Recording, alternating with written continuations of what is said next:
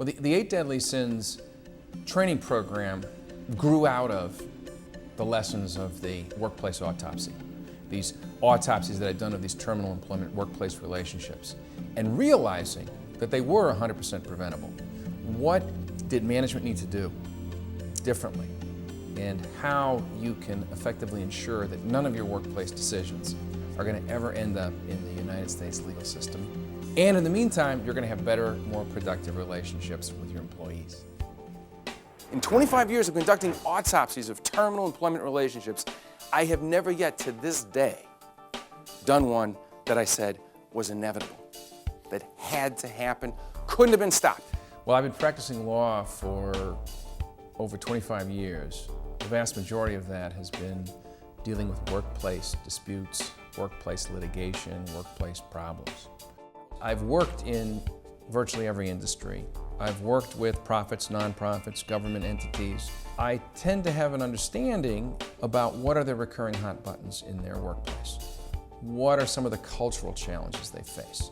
And then what I do, whether it's with the Eight Deadly Sins, the Jerks at Work, or the Star Profile program, is adjust those and adapt those to try to create the maximum opportunity for the training to have an impact that goes to where you, the client, have identified the greatest need.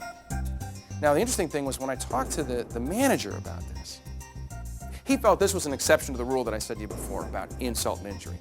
He felt he'd just been set up, this guy was a conniving blankety-blankety blank.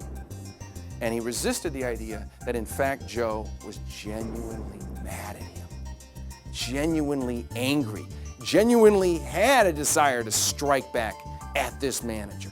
What I learned was that if you wanted to change behavior, you had to do it through emotion. You had to do it through stored memory. You had to do it through the so-called right brain of people, not their logical or left brain, if you will. And that's where stories became critical. Actual stories where people could find themselves in the story. That's when people started to change from, well, that's an interesting idea, that might be helpful, might have to look into this sometime, to I'm leaving here today and doing something different. So it's a three-step process. Explore, acknowledge, and respond. That's how you use your ear in listening.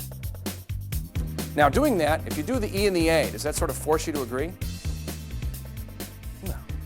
What I really like in giving these presentations is the look of recognition on the face of the audience.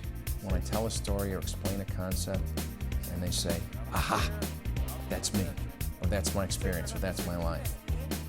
And then when they start to see, and you can tell that they start to see in their own minds how they could improve things for themselves. And it's called the same-day summary. Within a day, usually less than a page, you summarize the key points of a discussion you've had with an employee. But it's amazing how useful this tool can be because you'll use it. One of the key things is you've got to use it soon and again or you'll lose it. And so one of the things I do with my clients is to get people putting these tools to work at their earliest opportunity. So they start to experience the benefit of them and then encourages and reinforces in them doing it again and again until it becomes habit. I've been doing this program for a long time, and when I talk to managers who have had this program in the past, I'll often ask them, what takeaways did you have? And they'd say, I've noticed that I don't have to give as much direction. Because when I point out a particular behavior that's worth repeating, they tend to just do more of it without me asking. The shift that I've made from, I like to call it firefighting, to fire prevention, I think is driven as much as anything in a desire to make things better. If you've ever been in litigation, you will tend to find that it is a destructive process, a painful process. Conversely, when I'm wearing my training hat, my speaking, my coaching, my consulting hat, there's an opportunity to grow and to build things. And not just in a way that prevents the specter of litigation from occurring, but in ways that just make the organization better. And I find that very exciting and very humbling and very gratifying to be a part of.